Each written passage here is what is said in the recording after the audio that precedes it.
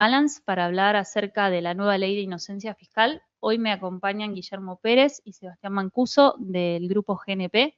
Gracias por venir y acompañarnos hoy. La idea de la charla es, bueno, hacer un poco una breve introducción de los cambios que implica esta ley y luego hacerlo más informal, ir tirando ejemplos que ustedes nos propongan que les hayan surgido en la práctica y también algunas de las preguntas que ya nos hicieron llegar y nos pueden seguir dejando preguntas por el chat. Así vamos evaluando caso a caso. Sabemos que la ley tiene muchas particularidades, por lo tanto amerita hacer un análisis a nivel personal, más allá de la generalidad de la normativa.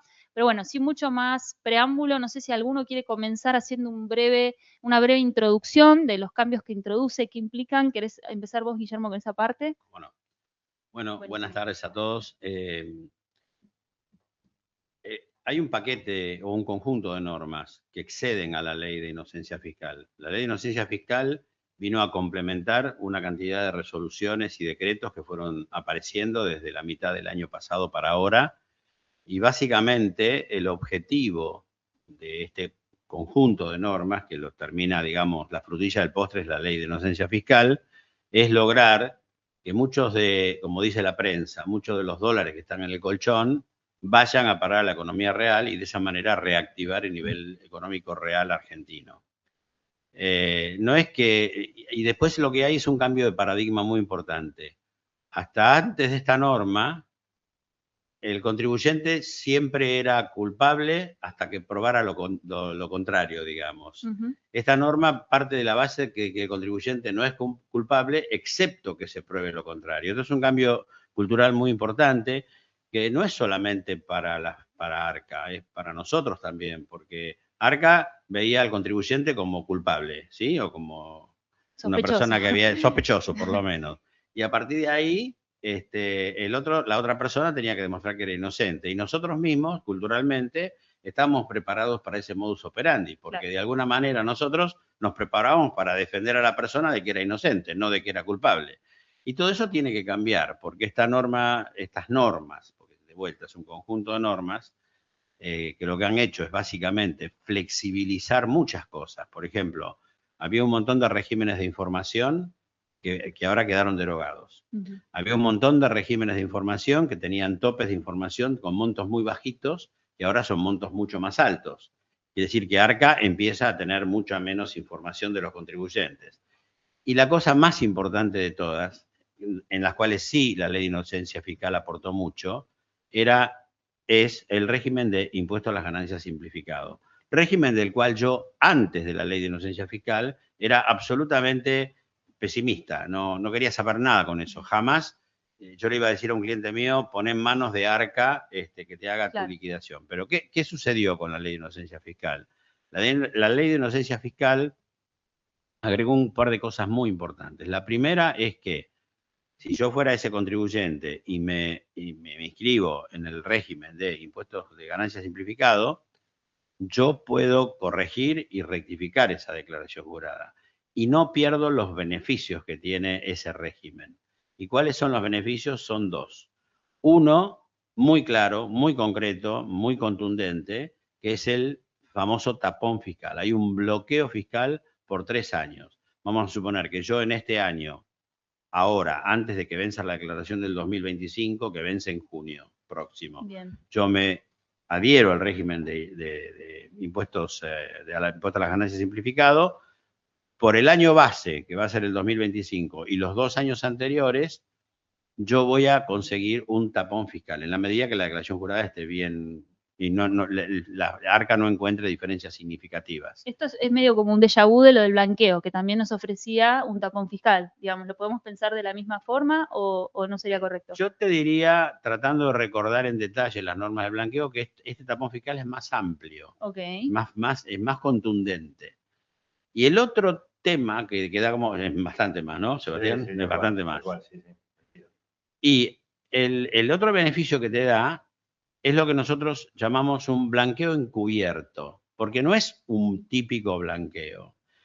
Lo que te está diciendo con este paquete o conjunto de normas es, señores, ARCA no te va a venir a investigar los movimientos patrimoniales En principio, y en tanto sean por menos de 100 millones, digamos. Aunque podría haber situaciones, hay un artículo que escribimos en Clarín, búsquenlo, donde demostramos con un ejemplo numérico que se pueden llegar a blanquear, en este blanqueo encubierto, muchísimo más dinero. Pero en principio, si se dan ciertas circunstancias, pero en principio es para menos de 100 millones. ¿Por qué ese número? Porque más de 100 millones aplica la ley penal tributaria, ¿sí? Bien. Bueno, y ahí ya me diste el pie para hacerte alguna de las consultas o cualquiera de los dos que quiera responder en cuanto a qué tener en cuenta si quiero ingresar a este régimen. O sea, primero, hasta cuándo me puedo adherir, si hay un límite de tiempo, si tengo que pagar, cuáles serían los requisitos que una persona que hoy está recién metiéndose en tema necesita saber para ver si le conviene adherir o no. Si querés, Sebastián, aportarme con esta. Si querés un poco lo que te cuento es que este régimen, así como la declaración jurada es simplificada y es fácil de realizar, también ingresar es fácil y también es fácil salir. O sea que en definitiva es un acto de voluntad donde uno aprieta un botón y solicita adherirse al régimen y obviamente el hecho de adherirse al régimen no implica que uno tenga que pagar ningún impuesto, sino que simplemente se adhiere al régimen de esta declaración jurada simplificada que mencionaba Guillermo. Y así como uno ingresa en ese régimen, eventualmente en el futuro, si quiere salir, puede salir. Eso te quería preguntar, ¿hay un tiempo de permanencia mínimo en el régimen o el año que viene puedo no renovarlo? Esto entiendo que lo tenés que hacer todos los años, ¿no? Exacto, en principio todos los años uno va renovando, digamos, la voluntad de incluirse en el régimen y puede salir el año que quiera, puede salir. Lo que pasa es que los incentivos que mencionaba Guillermo son muy interesantes como para salir. Para salirse. La salida debería ser por una cuestión patrimonial o de ingresos, digamos, por exceder los límites, pero en principio yo me quedaría dentro una vez que... Claro, sería como para ir todos los años actualizando tu adhesión, vendría a ser. Claro. Claro. Y en cuanto a los topes, si quieren repasar el tema de patrimonio, cuando hablamos de patrimonio, tal como lo indica la ley, no nos estamos refiriendo a patrimonio neto, ¿no? Nos estamos refiriendo al total de los bienes de esa persona. No sé si quieren explicar bien ese punto, porque hay una diferencia entre patrimonio y total de bienes. Si la empresa tiene deuda... Todo esto no está reglamentado en detalle y aplicamos un poco el criterio del sentido común. Hablábamos el otro día casualmente con Sebastián de cómo deberíamos calcular el tope, porque ¿quiénes entran? Entran los que en el último año y los 2 años anteriores hayan tenido ingresos hasta 1.000 millones, que todo tipo de ingresos, y tengan un patrimonio hasta 10.000 millones de pesos, estoy hablando. Así que si hay ningún año te puedes haber pasado de esos tres. De esos 2 topes en los 3 años. Exacto. Nos parece que, la otra vez hablábamos con Sebastián si esto estaba en la norma, que para los 10.000 millones, no sé si tú llegaste a confirmarlo. Está escrito de una manera por ahí no tan feliz, digamos, para lo que considera un tributarista, pero bienes personales. La evaluación, digamos. Es la evaluación de tus bienes. De tus bienes y de acuerdo a... No es activo menos pasivo. No, tus bienes valuados de acuerdo a la ley de bienes personales, en principio, el conjunto de tus bienes, de grabados y exentos, cuidado, el conjunto. Y los 1.000 millones también. Exacto, sí. O sea, hay que sumar todo en la bolsa, digamos. Inclusive, en algún punto también, por ejemplo, las diferencias de cambio, que uno dice, bueno, no es un ingreso, pero bueno, a efectos de la declaración jurada, en definitiva termina siendo un ingreso y en principio habría que considerarlo, ¿no? O una persona que heredó, por ejemplo, que es algo que no se da todos los años. También, suma también. Ingreso exento, forma parte, exacto. Sí. Bien, bueno, eso es un dato importante. Si bien el tope es bastante generoso, es un dato a tener en cuenta, porque puede haber habido un año muy particular, justo heredaste el año pasado alguna propiedad o dos o lo que fuere, ya te pasás. Claro. Y después en cuanto a qué se puede regularizar o qué se puede meter en sistema, ¿pueden explicar un poco si es solo efectivo, instrumentos, algo que está en el exterior? A ver, en principio se puede regularizar cualquier activo, básicamente porque existe, digamos, cuando hablábamos de cómo permanezco dentro del régimen de ganancia simplificado, y uno de los requisitos es que cuando yo haga la declaración jurada de impuesto a las ganancias, el fisco no me detecte una diferencia significativa. O sea, una variación mayor al 15% del impuesto que determine, ¿no? Ahora, si en definitiva yo compro algún activo o tengo algún activo que lo adquirí con dinero que no formó parte de esa declaración jurada de ganancias, o sea, con dinero que no pagó impuestos en su momento, bajo la normativa tradicional, el fisco vendría y me diría, bueno, como usted compró ese activo con dinero en negro, me tiene que pagar el 35% de ese activo. Más. Acá te están perdonando.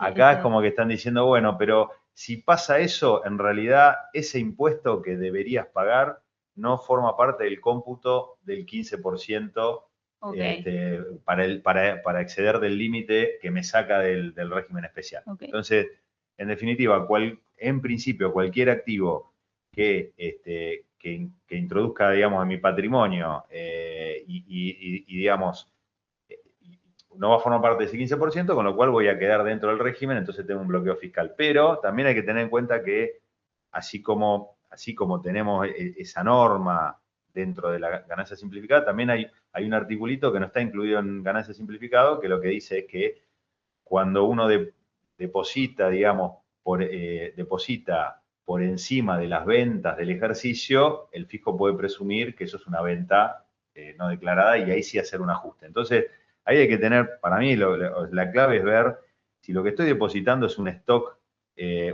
anterior al 25, estoy mucho mejor parado, porque es el dólar del colchón, que estaba en el colchón hace 10 años, digamos, durmiendo, ¿no? Sí. Ahora, si lo que voy a depositar es flujo del 26, por ejemplo, y ahí tendría un poquitito más ahí hay que tener más cuidado, me parece. Hay que, por lo menos, considerar la situación, ver o sea, cómo lo deposito, más allá, o sea, más cuidado en términos técnicos, ¿no? Tendría más riesgo desde el punto de vista técnico. Ahora, como mencionaba Guillermo al principio, los controles están mucho más relajados, con lo cual más difícil que lo detecten también, pero por lo menos desde el punto de vista técnico tendría algún problemita con ese tema. ¿Y cuáles son las condiciones que podrían hacer caer este régimen? Por ejemplo, si yo me adherí, ¿hay algunos incumplimientos que puedan hacer que te saquen los beneficios? Sí, en realidad si se detectaran diferencias significativas. Diferencias significativas es que por algún motivo el fisco detectara que se omitieron impuestos por más de un 15% de lo declarado o quebrantos por más de un 15% de lo declarado.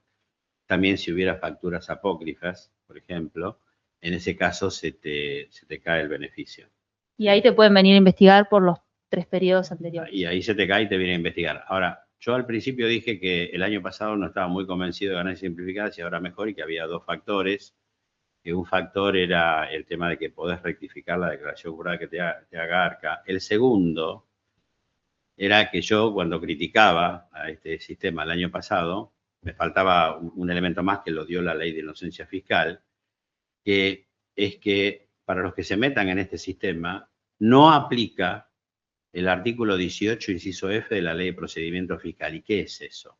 Bueno, a mí me llamaban de una radio y decía, cuidado con este régimen, porque te lo hace ARCA y no lo puedes rectificar, pero cuidado que si estás estacionando, qué sé yo, un BM o cualquier coche en tu garaje y viene un funcionario o un competidor envidioso que te quiere perjudicar, te hace la denuncia, y si te hace la denuncia, el inspector va a tener que avanzarla porque si no le hacen un sumario. Bueno, el artículo 18, inciso F, lo que decía era que se considera sujeto al pago de impuestos todo incremento patrimonial no justificado, que sería ese BMW, ese auto, ¿sí? Ahora lo que dice, lo introdujo la ley de inocencia fiscal, es que no, para quien adhiera al régimen de ganancia simplificado, ese inciso F, artículo 18, no aplica. Perfecto. O sea, no hay ganancia patrimonial. Es la inmunidad, digamos, a la variación de patrimonio. Por eso le llamamos pseudo blanqueo o lo llamamos blanqueo encubierto, digamos. Perfecto. Hay una cosita que, o sea, el cambio respecto al blanqueo tradicional me parece que es que este blanqueo, o este pseudo blanqueo, implica después portarse muy bien con la declaración jurada de ganancias, porque si me equivoco en la declaración jurada de ganancias, te enganchan ahí con esa discrepancia. ¿no? Claro, bien. cae todo. Y bueno, vayamos a algunos ejemplos más prácticos, pensando, por ejemplo, en clientes o inversores en balance que puedan ser monotributistas. Después vamos a tener el caso de los que ya son autónomos y después el caso de quienes estamos en relación de dependencia.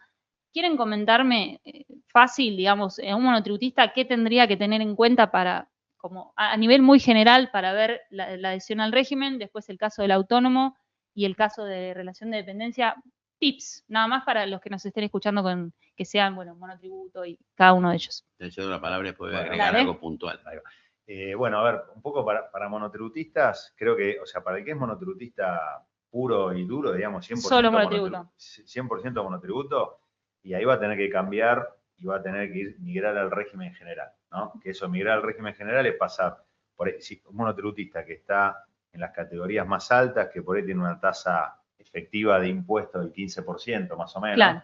eso engloba IVA, ganancias y el aporte previsional, tendría que pasar a la parte de responsable inscripto, que tiene tasas de hasta el 35% sobre la ganancia neta. Entonces, un poco lo hablamos por ahí en algún otro streaming, que el monotributista que por ahí se dedica más a lo que es compraventa de bienes, el pasaje de monotributo a responsable inscripto va a ser más suave. Más suave porque va a poder, porque tiene más cosas para deducir. Ahora el monotributista, que es más prestador de servicio, el cambio es más rotundo en el sentido que por ahí pasa del 15% de tasa al 25, 30, ¿no?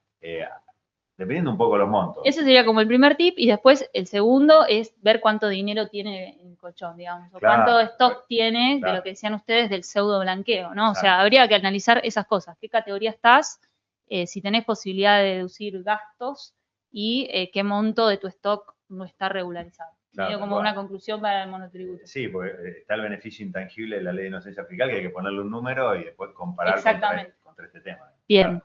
Y en el caso del autónomo, ¿lo ven más fácil de fluir? El autónomo sí, porque en definitiva ya está en responsable inscripto, paga impuesto a las ganancias, con lo cual cambiar de régimen y claramente tiene los beneficios que hablamos. Claro. Así que es, sin mucha vuelta obtiene los beneficios de la ley. Sería. Claro, exacto. No tiene y faltaría la relación de dependencia. Y relación de dependencia. Relación de dependencia. Bueno, relación de dependencia también, digamos, se podría inscribir en el régimen. O sea, relación de dependencia hoy tiene un régimen de impuesto a la ganancia ya simplificado, donde no presenta patrimonio, pero es sin tapón fiscal, sin estos beneficios, con lo cual es bueno apretar el botón de ganancia simplificado, porque no va a cambiar nada de lo que están haciendo actualmente, pero adicionalmente tienen el beneficio del tapón fiscal y eventualmente del tema patrimonial y el pseudo blanqueo. Así que perfecto. O sea, sí, en ese caso simple, ¿no? Es más sencillo. Sí, no, la verdad que no. Es un dato de interés que hoy casualmente una persona me preguntaba, es un ejecutivo importante, que decía que él estaba en relación de dependencia, que tenía alquileres y tenía intereses y rentas del exterior o locales, que eso hacía que él presentara además su declaración jurada. O sea, en su declaración jurada incorporaba los sueldos con las retenciones que le hacía el empleador, incorporaba esas rentas. Y también era monotributista por unos alquileres específicamente era monotributista. Y yo digo, mira, si vos estás inscripto en el régimen de ganancias, automáticamente ahí ya vas a poder apretar el botón y meterte en ganancias simplificado. Y ahí saltó un punto que no tiene que ver con esto, pero que le va a interesar a mucha gente que está escuchando, que es que junto con el paquete de reforma laboral salió una exención en el impuesto a las ganancias para los alquileres y para la compra-venta, alquileres destinados a casa-habitación, ¿no? Y para los departamentos que se vendan o las casas que se vendan destinados a alquiler, donde en la compra-venta no se paga nada, ya no existe más el ITI y tampoco va a existir. ¿Eso ya rige o...? Eso ya rige, eso está dentro del paquete de la reforma. Bueno, eso es otro dato, porque no tendría que pagar ganancias por los alquileres. Exacto, que mucha gente... En la Argentina no sé por qué, pero hay una costumbre de que normalmente el alquiler no se declara y ahí se está corriendo un riesgo y ahora ya no tienen más que correr un riesgo y les va a convenir incluir el alquiler porque está exento, ¿sí? Claro. Y va a tener el tapón fiscal. Y hay que cuidarse que para atrás esos alquileres no declarados no sean más del 15% para que no haya diferencia significativa. Pregunta que se me ocurre, un jubilado también podría adherirse al régimen, ¿no? Una persona que no tiene absolutamente ningún ingreso en blanco. Sí, va a tener que regular. O sea, ahora va a entrar a este régimen, va a tener que declarar. Es como que tal cual, se regulariza y después portarse bien con el flujo para adelante. Claro. Porque por ahí que no está dentro del sistema y tiene patrimonio, se viene portando mal hace un tiempo, entre comillas. Claro. Bueno, a partir de ahora se va a tener que... Lo va a tener que regularizar. El flujo para adelante, porque si no se le va a caer el... O sea, eso es me parece que lo bueno que tiene el sistema, que si bien permite meter el stock adentro, digamos, del circuito formal, para tener los beneficios, necesariamente con el flujo hay que empezar a hacer las cosas bien. Es como una oportunidad, pero de acá para adelante hay que ser, como decías, hay que cambiar hoy, culturalmente. Exacto, cambiar culturalmente. Bueno, hago una mini pausa porque en la filmina que estamos viendo dice un poco cómo se instrumenta, y esto ya es un poco más en balance, dejar simplemente la nota al pie de que está la posibilidad de que este stock que uno quiera insertar en el sistema lo puede ir a depositar al banco, a su propia cuenta bancaria, y luego transferirlo a Balance para invertirlo, o está la posibilidad de directamente ir a una cuenta recaudadora de una LIC, como en este caso Balance, y colocar los fondos allí. Eso lo que da como ventaja es que tenemos muchos clientes que son contribuyentes en el interior que pagan más ingresos brutos, entonces utilizar la cuenta recaudadora de Balance les permite ya directamente que ese dinero llegue neto a la cuenta de Balance sin esa retención. Por ahora está la alternativa de Santander, del Banco Santander, con la cuenta de Balance. Vamos a estar habilitando próximamente alguna otra opción para que sea más fácil, sobre todo en algunas ciudades del interior que no hay sucursales bancarias de todos los bancos. Pero bueno, dejar también esta nota al pie que puedes ir a tu banco, a tu cuenta y de ahí transferir, o directamente a la cuenta recaudadora de Balance y se va a acreditar en la comitente de ese cliente. Después les pregunto, ya que estamos con la parte de qué se puede instrumentar o qué se puede exteriorizar, sobre el tema de las cuentas en el exterior de algunos contribuyentes que no hayan adherido al blanqueo. ¿Esto les sirve? ¿No les sirve? ¿Tips que les darían? Y es caso por caso, Uh-huh. pero bueno, de vuelta, si tienen la chance de ver el artículo ese de Clarín que salió publicado hace 2 domingos, nosotros demostramos con un ejemplo práctico una persona que podía llegar a blanquear, ¿te acordás? 9.500 millones de pesos, digamos, o sí, de pesos, que eran varios cientos de miles de dólares. Sí, se puede hacer, pero realmente es ver caso por caso. Creo que en ese caso nosotros lo que explicábamos era que fuera algo que hubiera sido generado fuera del periodo, digamos, de prescripción, digamos. Claro. Para quedar plenamente cubierto. Pero de vuelta, hay que ver caso por caso. Y un mensaje que no estamos dando y que creo que tenemos que dar es el siguiente. Se meten en el régimen de ganancia simplificado.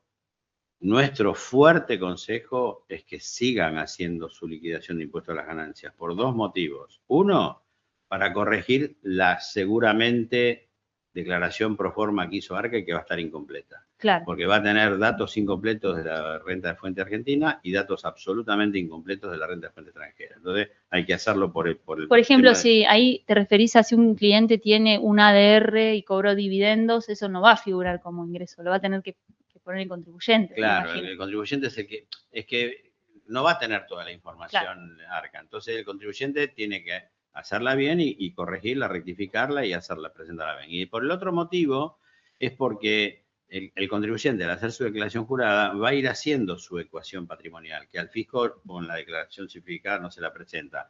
Pero, a ver, la información es fuente de poder. Uno decide con información, ¿sí? Vos podés decidir bien o mal. El problema es cuando decidís sin información, porque no sabes, claro, en qué te estás tirando un precipicio. Si vos haces tu declaración y tenés tu control de tu ecuación patrimonial, patrimonio de inicio más ingresos, que tiene que dar igual que el patrimonio final y el consumo, eso lo tenés que seguir llevando para saber en qué te estás metiendo. Claro. Sí, no dar ok a todo sin estar seguro de que esa información está completa porque te metes en lo del 15% de la discrepancia, estás metiéndote medio en la boca del lobo. Bueno, buenísimo. Voy a ir leyendo algunas de las preguntas que me están haciendo llegar. Si un familiar del exterior nos quiere regalar un monto menor al límite, ¿cómo se comporta la ley? Bueno, tiene suerte. Una persona del exterior te quiere transferir dinero, regalártelo, sería.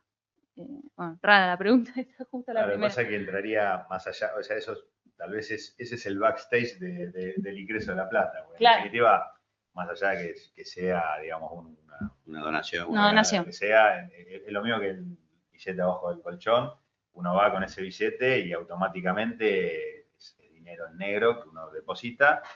Y bueno, en la medida digamos, acá por ahí se mezcla el tema fiscal, de inocencia fiscal, con la normativa de lavado de dinero, tal vez. Claro. ¿No? En algún punto, hasta, bueno, propio, obviamente, la SALIC, los bancos, etcétera, van a decir, bueno, a ver, este dinero está vinculado con qué actividad. Claro, no es que se vale todo, tiene que ser proveniente de una actividad. Es que, ¿sabes qué? Les tiran mucho este sistema. Tiene algo que hay que, de alguna manera, los contribuyentes tener en cuenta. El primero es que las normas de lavado de dinero siguen estando. Siguen igual. Segundo, que el Banco Central lo que le dijo a ustedes y a los bancos es, señores, tienen que seguir haciendo la evaluación de riesgo del cliente y ver el perfil de riesgo del cliente y que las sumas ingresadas tengan correspondencia, claro, razonabilidad. Si este hombre toda la vida declaró, no sé, 1 millón de pesos y de golpe pone 50.000 pesos, 100.000 pesos, estoy tirando un número, una relación, ¿no? Está todo bien. Ahora, si el tipo declara 1 millón de pesos y aparece con 10 millones, y ahí el perfil de riesgo te va a dar mal. Y vos, por tu norma de compliance, vas a tener que hacer un cross. Claro. Y eso le va a pasar a un banco. Entonces, ese es un tema que, de alguna manera, el Estado, a través de este sistema, está poniendo en cabeza de la SALIC, en cabeza de los bancos, de las entidades, porque todo esto debe ser, todo este dinero que uno va a blanquear con este pseudo blanqueo, tiene que estar de alguna manera, entrar en el sistema financiero, ya sea al inicio de la operación, o sea, deposito para después comprar, o al final de la operación, te compro el auto a vos y te deposito en tu cuenta. Bien. Y ahí, de alguna manera, la entidad financiera va a tener que sacar una alerta roja o no. Para eso va a tener que ver el perfil de riesgo del cliente. Y hay que ser muy inteligente en el caso por caso para que, si tengo 10 millones de pesos, bueno, claro, pongo 1 millón, pero no, si tengo 10 millones no puedo poner 100 millones porque me vas a sacar un ROS. Claro. Y que un poco es lo mismo que pasaba con el blanqueo. El blanqueo también tenía esta restricción. Sí, es lo mismo, el mismo criterio sería. Bueno, acá nos preguntan, otra pregunta, dice que tienen una venta de un inmueble que no estaba declarado, si lo pueden ingresar al sistema adhiriéndose al régimen simplificado, sería así la oportunidad que le dan para meter ese stock. Preguntan, ¿bienes muebles y o inmuebles están incluidos? Sí. ¿Cómo sería? La compra. O sea, digo, para blanquear algún bien mueble o inmueble. Sí, los activos que no estén. Lo que pasa es que en realidad es la compra de algún activo, porque en realidad la propia existencia del activo, si se quiere, obviamente sirve entrar a ganancia simplificado para bloquear la posibilidad de que el fisco me haga una determinación sobre ese activo que compré en negro en el pasado. Sirve eso, digamos, ¿no? Pero, de hecho, una de las excepciones que sigue manteniendo la norma, porque para ganancia simplificada un poco lo que un requisito es que las operaciones se hagan vía transferencia bancaria, o el origen o sea, en algún momento tiene que entrar al sistema. Tiene que entrar al sistema, pero sí mantienen la excepción para inmuebles. El inmueble puede seguir siendo en efectivo. No sabía. Puede seguir siendo en efectivo. Lo que hay que cuidarse si vos metés un inmueble, por ejemplo, es que mientras estés en el sistema simplificado y si te portaste bien, tenés el bloqueo fiscal y nadie te va a revisar, ¿sí? Si en algún momento querés salir, tenés que salir en un momento que esté prescripto. La prescripción ahora baja 3 años. Claro. Entonces vos te salís y si ese inmueble, por ejemplo, me salgo en el año 2030 y ese inmueble era el 2025, entro en el sistema normal, el no simplificado, ya está, cuando me venga, ¿y esto qué pasó? Y no, está prescripto del año 2025. Eso es clave. Clave ese dato. Cuando te das de baja del régimen simplificado. Bien. Que los bienes que hayas introducido estén prescriptos. ¿Sí? Bien, muy buena esa porque no la tenía. Bueno, otro que nos preguntan, una persona que ya se adhirió al blanqueo, el último blanqueo que hubo en 2023, ¿tendría algún problema si le detectan diferencias significativas porque se quiere adherir a este régimen? Una persona que se adhirió al blanqueo y ahora quiere adherirse a este régimen, ¿tendría algún problema por decir este movimiento de patrimonio? Entendemos que no, porque en definitiva esto es como un beneficio adicional. Si ahora estaba digamos, soportando alguna contingencia porque o estaba mal hecho el blanqueo o lo que sea, en realidad eso no es que no va a aumentar por la inocencia fiscal, al contrario, por ahí se le van a bloquear los periodos fiscales donde por ahí tuvo algún, no sé. Claro, no blanqueó todo por él. Valga la redundancia, el tapón fiscal le tapa el problema. Claro. Tal cual. Bueno, hay otra pregunta que va a lo mismo. Dice, ¿cómo juega la ley de inocencia fiscal y el blanqueo? Para ingresar los dólares, ¿los mismos deben ser justificados como flujo post 31 del 12 del 2023? No, pueden ser. Al contrario, cuanto más viejo sea el activo, mejor, digamos. Claro, ok. Así que, desde ese punto de vista, mejor. Y yo diría después, si es un tema, el flujo del 26 ya más complejo por lo que hablamos de que ahí puede haber una cuestión de que el fisco pueda considerar que esto forma parte de ventas omitidas, ¿no? Ventas en negro. Entonces, tratar de que sea el stock. Más stock sea, mejor, ¿no? Bien. Después, otra pregunta, si se sabe algo de cómo va a ser la declaración simplificada, si va a ser en partes, algo de formato, cómo va a ser. En realidad no, pero va a ser vía web seguramente, como es hoy la declaración jurada general, con campos a rellenar, pero obviamente se va a poder editar. Hay datos que va a traer automáticamente el sistema y datos que va a haber que agregar. Yo creo que los primeros años va a haber que agregar muchos datos y corregir muchos errores de la proforma, y a medida que pase el tiempo, digamos, va a haber un aprendizaje, claro, pero sí, por ejemplo, ahora, a partir de julio de 2026, por ejemplo, los honorarios de directores se tienen que facturar, y un poco, digamos, el sentido de facturar eso, o honorarios judiciales de contadores y abogados, Y el sentido de eso es que esos ingresos ya después el año que viene aparezcan en la proforma ok. de los contribuyentes. Y así con otras cosas que se vayan van poniendo incorporando. fijo para que aparezca en la declaración jurada. Buenísimo. Bueno, otra de las preguntas, esta está buena. Dice, ¿a partir de qué monto mínimo le dirías o qué monto máximo le dirían a una persona que no justifica adherir al régimen? O sea, una persona que tiene $5.000 hoy con los nuevos umbrales. ¿Le conviene hacer esto, adherirse al régimen o directamente podría ir al banco y depositarlo y no pasa nada? Digo por los umbrales nuevos. Mirá, no, yo creo que, digamos, si él quiere estar bien blindado, considerando que ahora ganancia simplificado yo lo puedo rectificar, Claro. Y que me da el tapón fiscal, yo me metería en el ganancia simplificado y se acabó y duermo tranquilo. Bien. Es que se trata de dormir bien y comer bien y cuanto más grande sos, dormir bien. Por lo tanto, que el señor duerma bien y listo. Perfecto. Bueno, tengo un montón. Para que buscar otras que me habían pasado más temprano, que nos habían hecho llegar vía asesores. Mientras buscás, yo voy a decir una cosa. Acuérdense Dale. que no entran los grandes contribuyentes nacionales en este esquema. Es uno de los requisitos que dice de cuando no se entra. Hay otros más sofisticados o puntuales, quits con problemas. Empleados de Arca, me dijeron. ¿Puede ser? Sí, Empleados de no lo Arca. recuerdo. Empleados de Creo Arca. que No lo recuerdo haberlo leído. No, Bueno. la verdad que no. No, capaz No lo tengo, por lo menos no lo tengo, sí, tampoco lo tengo en la cabeza como restricción. ¿no? Pobre los funcionarios de Arca. Acá encontré otra pregunta que estaba buena. Persona que hoy se adhiere al régimen, dice, bueno, tengo un stock de $100.000 que lo tenía en caja de seguridad, por ejemplo, voy a tener que pagar bienes personales de 2025 por ese dinero. Hay que tener en cuenta el mínimo no imponible, me imagino, pero ¿corresponde? ¿No corresponde? Sí, corresponde. Igual el límite este año está en más de 400 millones de pesos, el Claro. límite, con lo cual... O sea, paso 1, mirá si te pasás del mínimo Claro. no imponible. Paso 2 sería mirá si pagaron el Claro. RIBP, o sea, el adelanto de bienes personales. Y ahí Exacto, no... y aparte ese paso del excedente de esos 400 ok. millones. Entonces, no, por ahí bienes personales para un patrimonio de ese estilo no va a ser un problema. ¿no? Ok. Las dos debilidades que tiene este sistema, que las tiene, como no es perfecto, digamos, Obvio. pero igual hay una voluntad política de que esto avance porque quieren volcar el dinero a la economía real, de vuelta lo digo. Pero es, uno, las provincias podrían, si lo detectan, podrían gravar esos fondos con impuesto a los ingresos brutos. No lo han hecho nunca, porque no lo han hecho. En el blanqueo se amenazó, pero no pasó nada. Nunca pasó nada. Bien. En muchos blanqueos no pasó nada, pero está que lo sepan. Y el segundo es que estos bienes, en la medida de no haber hecho el RIBP, que era el régimen de haber pagado 5 años juntos y tener estabilidad fiscal hasta el 2038, el que no hizo eso, estos bienes estarían sujetos a pagar bienes personales, con el comentario que hizo Sebastián de que los montos mínimos ahora aumentaron mucho. Y las alicuotas bajaron. Y las alicuotas bajaron mucho. Bien, muy buen dato.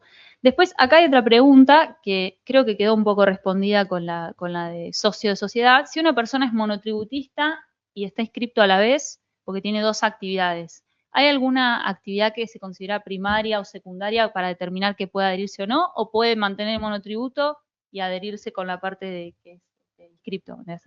Sí, puede. Sí, puede, exacto, puede. No hay problema, no es un tema de actividades, sino que básicamente está inscrito en el impuesto a las ganancias, puede optar por... adherir al régimen y sigue con el monotributo por su otra actividad complementaria, pongámosle. Exacto, perfecto. Bueno, esa era otra. Si me adhiero al régimen y luego me arrepiento, ¿me puedo salir y volver al régimen general? Sí. ¿Se puede volver para atrás?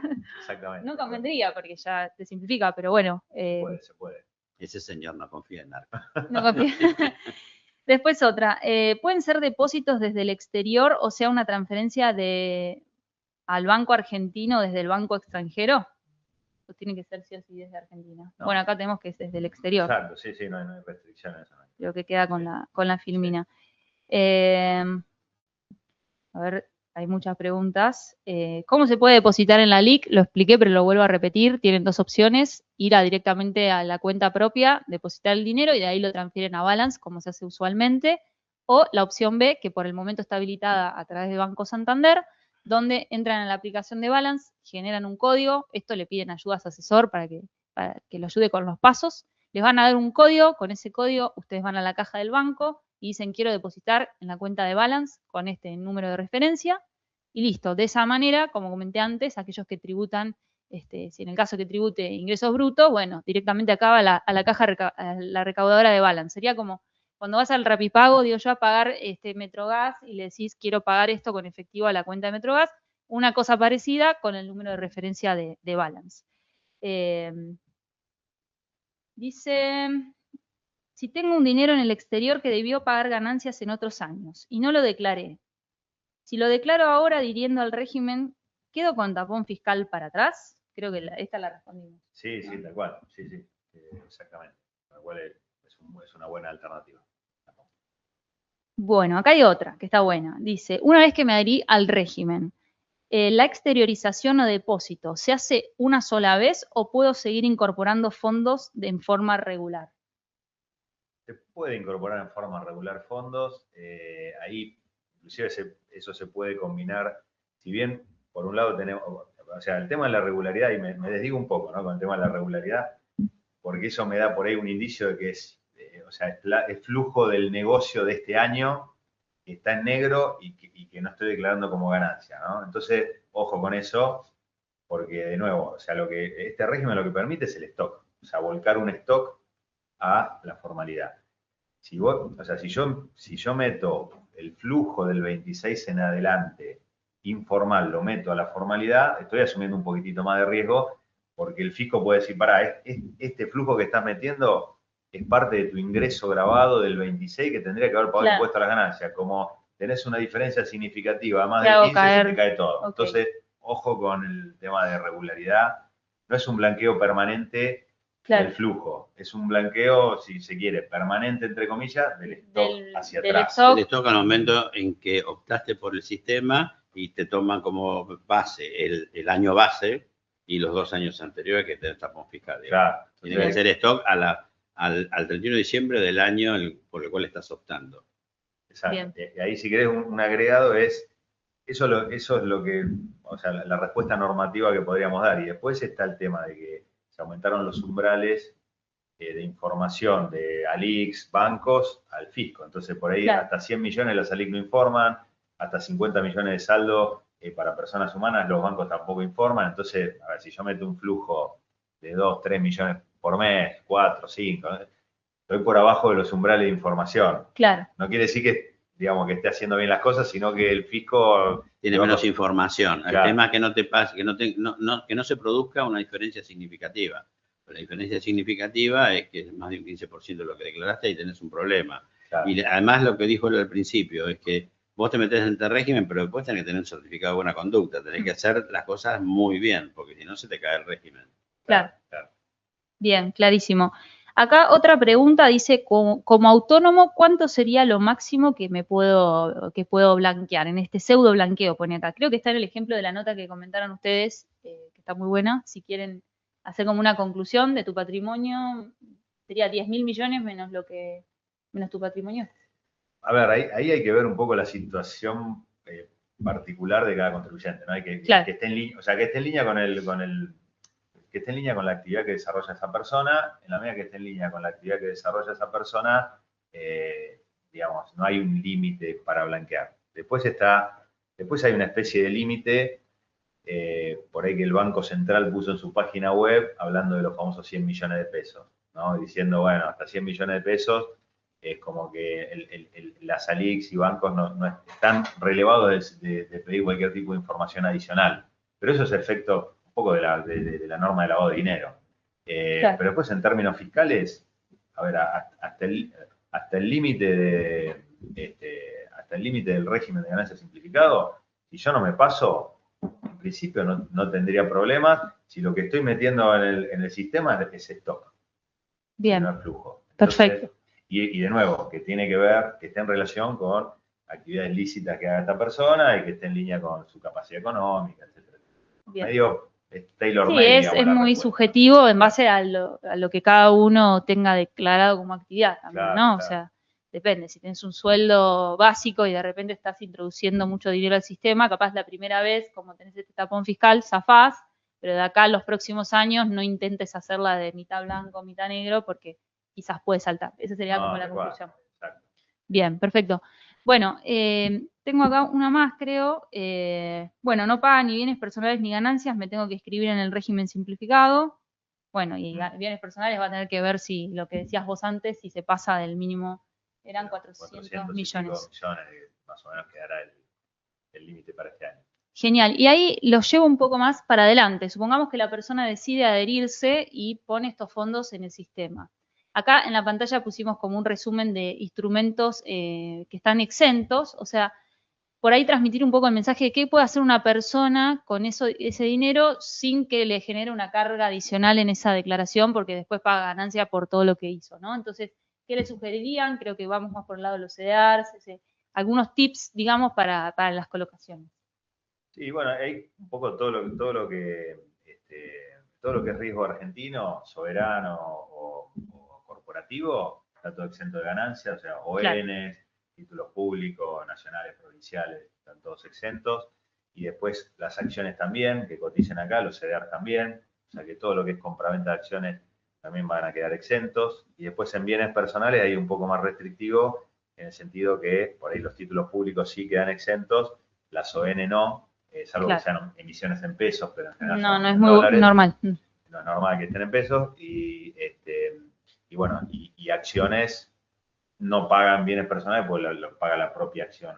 Las acciones argentinas pagan a través de la propia compañía, digamos, ¿no? Por el régimen de responsable sustituto, y después lo descontarán cuando quieran dividendos. Okay. Que es un 0,5, ¿no? Es mucha plata. Así que en definitiva todo lo que es riesgo argentino, después fondos comunes de inversión también, exentos de bienes personales, exentos de ganancias. O sea, hay un montón de instrumentos que nos generan posición. O sea, como para terminar la película es, primero tengo que analizar mi caso, después, dependiendo qué soy, si soy monotributo, autónomo o en relación de dependencia, hay algunos detalles a tener en cuenta, a ver si me convendría la adhesión o no. Una vez que hago la adhesión, cuidado con el flujo para adelante, no intentes hacerla de, bueno, estoy, no sé, una picardía de meter un dinero que en realidad viene de ventas no declaradas, por ejemplo. Y después el paso siguiente es qué hago con esa plata. Puede ser que lo deposite en mi cuenta, en el origen, tendría, o en el destino, para lo que lo voy a usar, comprar un auto. Y si la invierto en el mercado de capitales, a través de Balance, tengo un montón de opciones que no me van a cambiar mi situación fiscal. O sea, no es que voy a tener que pagar más cosas hacia adelante. Ese sería un poco, creo, el hilo conductor. Acá voy a dejar en la pantalla algunas de las alternativas más básicas para los dólares, que siempre nos preguntan. Bueno, el fondo Equity Selection es un fondo en pesos, pero después hay un fondo en dólares de corto plazo, que hoy en día tiene rendimientos un poco más bajos que los del año pasado, porque a todos los activos les ha ido muy bien y han subido mucho de precio en consonancia con la baja del riesgo país. Así que tenemos un fondo corporativo que hoy en día puede sacar un 6% anual en dólares. Si se quedan en este fondo, no pagan ganancias, pagarían bienes personales, pues de ONs, como decías vos. Y después también tenemos el fondo corporativo, compuesto 100% por ONs. El corto plazo tiene algo de bonos del Tesoro americano, pero bueno, como para diversificar también. Creo que ahí estamos dando algunas alternativas en dólares que no son tan costosas. Si no te pasás del mínimo no imponible, no vas a pagar ni bienes personales. O sea, la verdad que es una buena opción adherir al régimen y aprovechar, colocar ese dinero en algo que genere aunque sea una mínima renta. Para mí, por acá, clarísimo. ¿Quieren tirar algún ejemplo más? Tengo unos minutitos más. Algo que quieran contar, un tip, alguna cosa. Un caso particular que se les haya presentado. Hoy me preguntaban, una más tengo, sí. Me preguntaban por algo controvertido. Vieron que en el blanqueo hacían una adhesión y la gente iba al banco y depositaba con ese formulario de J de adhesión. Y después, de adhesión al régimen. Y después tenías que hacer la declaración jurada. Hubo gente que se colgó, se olvidó, no sabía por desconocimiento, porque muchos lo hicieron por motus propio. A esa persona, ¿qué le dirían? Que se metan en el sistema. En principio, ¿no? Hay que analizar caso por caso, pero sabemos, por lo que nos dijiste vos, y sabemos por situaciones que nos llaman, de que hay gente que hizo el depósito y no presentó la declaración jurada de blanqueo, con lo cual está en el peor de los mundos, peor que el purgatorio, peor. ¿Por qué? Peor, porque le dijo al fisco, mira, acá estoy, tengo este problema. Tengo este dinero y al final no... Y no adhirió al blanqueo, con lo cual está... Lo único que tiene que hacer la FIP es ir a determinar el impuesto, la multa, todo, hasta la ley penal tributaria si cabe. Si se mete en este sistema, con este sistema él tiene el bloqueo fiscal por 3 años para atrás. Entonces depende también de cuándo y cómo sea. Subsana esa situación, digamos. Exactamente. Bien, buenísimo. Bueno, hasta acá creo que respondimos todas, ¿no? Las que estaban, al menos que nos hayan pasado, así que Muchísimas gracias, Guillermo, Sebastián, por el tiempo. Muy clara la explicación, nos llevamos un montón de info para masticar. Y también muchas gracias a todos los que se mantuvieron conectados hasta ahora y nos mandaron las preguntas. Y bueno, los seguiremos invitando en otras jornadas para seguir hablando de este tema, que como es una ley y no tiene vencimiento, va a estar por mucho tiempo instalado, creo, ¿no? Así es. Bueno, muchas gracias a ambos. Bueno, muchas gracias a Balance, a todos, a toda la audiencia.